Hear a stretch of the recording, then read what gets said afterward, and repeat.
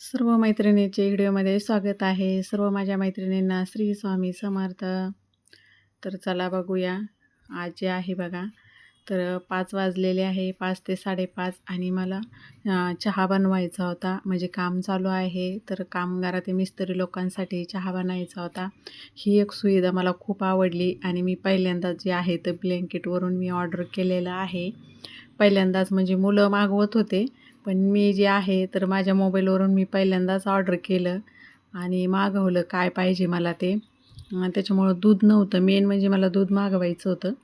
दूध पिशवी नव्हती आणि बाहेर पाऊस जो आहे, पाऊस पण चालू होता आणि दुकान पण जवळ नाही आहे की जाऊन मी पटकन दूध बॅग घेऊन येईन, असं जवळ दुकान पण नव्हती. पण मग जे आहे दूध बॅग घ्यायची म्हटलं एक, तर त्याला डिलिव्हरी चार्जेस लागणार होते आणि माझ्याकडं म्हणजे ₹150 तुम्ही जर का खरेदी केली तर मग डिलिव्हरी चार्जेस नव्हतं त्याच्यावरती. म्हणून मला टॅमॅटो पण लागत होते. एक भाजीला गवारीच्या शेंगा पण मागवल्या मी आणि अख्खे मूग जे असतात ते मूग पण मी मागवले. पण ते कडधान्य पण म्हणजे संपलेलं होतं माझ्याकडे. तर मग मी ते मूग पण मागवले. आणि कसं पावसामध्ये ना भाज्या पण मिळत नाही आहे. गवारी थोडीशी म्हणजे आहे, थोडीशी निब्बर आहे, पण कवळी नाही आहे. पण असं सध्या जे आहे बाजारामध्ये पाऊस चालू असल्यामुळं 2-3 दिवसांनी पाऊस आहे, तर कुठल्याच भाज्या व्यवस्थित भेटत नाही आहे आणि मग त्यांच्याकडून आपण का अपेक्षा करायची एकदम फ्रेशच भाजी यावी म्हणून. पण छान आहे, ठीक आलेली आहे गवारीची शेंग पण आणि टॅमॅटो पण चांगलेच आहेत. आणि आता हे जे मूग आहे तर मग मी ही मूग भिजू घालते आहे, कारण मग दुसऱ्या दिवशी त्याला पण छान असे मोड येतील. ते पण भाजीला पण कामं येईल आणि नाश्त्याला पण त्याची छान असं आपल्याला उसळ करता येईल. म्हणून मग इथं मूग जे आहे तर मी थोडीशी कोमट पाण्यामध्ये मूग भिजू घातले आहे आणि ते 5:30 वाजलेले होते आणि मग चहा पण बनवायचा होता. मेन म्हणजे मला दूध बॅग लागत होती. पण मला हे जे आहे तर खूप आवडलं. असं हे ब्लँकेटची जी सुविधा काढलेली आहे ना, तर खूप छान आहे बघा.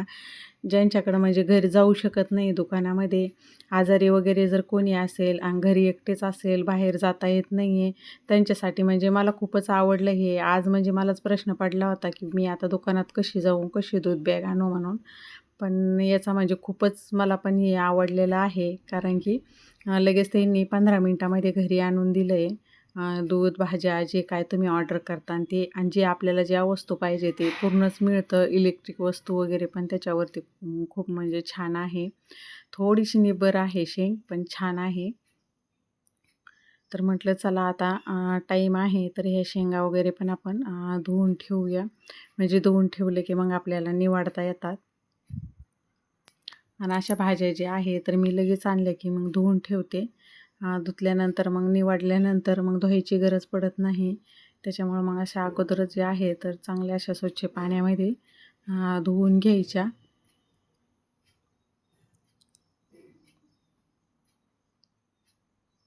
ही बघा छान जी भाजी आहे तर मग ह्या अशा धुवून घ्यायच्या, कारण की आता तिथं पॅकिंग करणारे वेगळे, तोडणारे वेगळे, तर हातं पण लागतात. त्याच्यामुळं कधी पण ज्या भाज्या आणते ना बाजारामधनं तर मग मी धुवूनच घेत असते.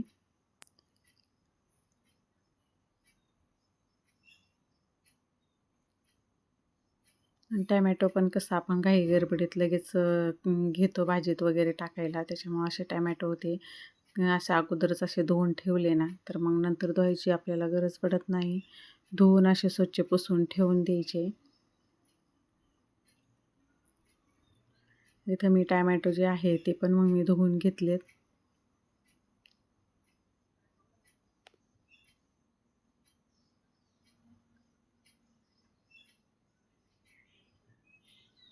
थोडंसं पाणी निथळू द्यायचं, म्हणजे चाळणीमध्ये ठेवलं की लगेच पाणी जे आहे तर पाणी निघून जातं.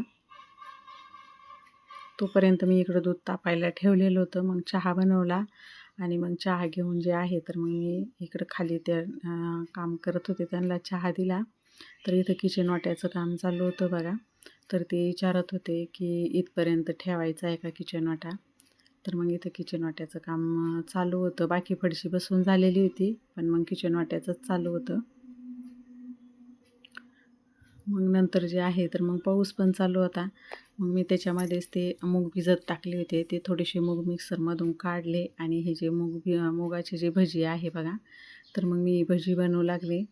कारण ह्या दिवसामध्ये म्हणजे असं पाऊस पडताना भजी खायला खूप छान लागतात, म्हणून मग मी भजी बनवले. आणि जे संध्याकाळच्या जेवणामध्ये एवढं काही हे नव्हतं, लाईटच बनवायचं होतं. कारण की भजी पण गरम भजी पण खाल्लेली होती आणि भूक पण नव्हती. पण मग थोडंसं काहीतरी बनवायचं म्हणून मी बनवत होते. तर मग मी इथं जे आहे तर खिचडीच बनवायला घेतलेली होती. इथं खिचडी जी आहे तर मग मी खिचडी टाकत होते. आणि मी खिचडी बनवताना जे आहे ना तर याच्यामध्ये अशी कढईमध्येच खिचडी बनवते. आणि त्याच कढईमध्ये मी भजे केले आणि तेल जे आहे तर तेल काढून घेतलं आणि त्याच कढईमध्ये खिचडी टाकू लागले. म्हणजे कढई पण तेलकट राहत नाही, ती पण घासायला स्वच्छ निघते.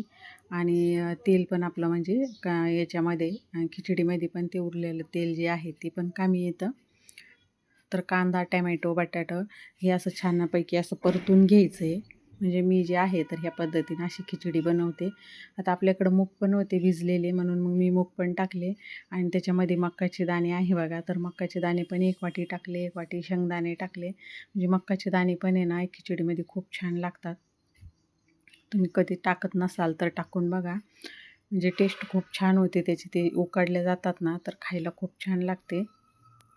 आणि जी खिचडी आहे ना तर मग मी अशीच कढईमध्येच खिचडी बनवत असते. कुकरमध्ये कसं जास्त अशी शिट्ट्या झाल्या ना तर चिकट होती, मला तशी नाही आवडत आहे. त्याच्यामुळे मी अशी कढईमध्येच बनवते. कढईमध्ये अशी छान अशी मोकळी खिचडी होती. आणि मी याच्यामध्ये काय केलं, तांदूळ घेतले आणि त्याच्यामध्ये मुगाची डाळ न टाकता अख्खे मूग टाकलेले आहे त्याच्यात, म्हणून मी थोडीशी ना हरभऱ्याची डाळ टाकली. म्हणजे ती पण छान लागते, अशी अर्धवट शिजल्या जाते ना तर छान लागते. आणि कोथिंबीर वगैरे ना तर कोथिंबीर नव्हती माझ्याकडं. आणि मी ब्लँकेटवर पण बघितली, म्हणजे एवढी काही चांगली पण नव्हती आणि खूप महाग होती. म्हणून मी काही कोथिंबीर मागवलेली नाही. म्हणलं चट उद्या मंडीमध्ये गेल्यानंतर कोथिंबीर आणता येईल. कोथिंबीर नव्हती बघा माझ्याकडं. आता इकडं जे आहे बघा तर मग मी खिचडी पण टाकली बनवायला.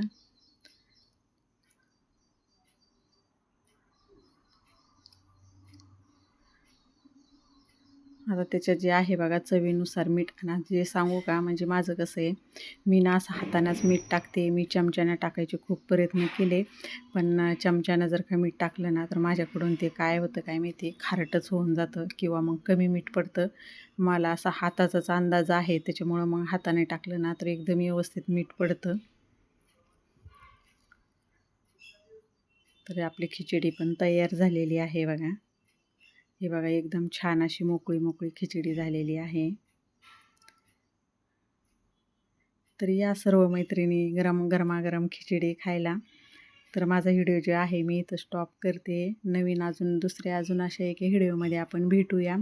तोपर्यंत सर्व माझ्या मैत्रिणींना श्री स्वामी समर्थ.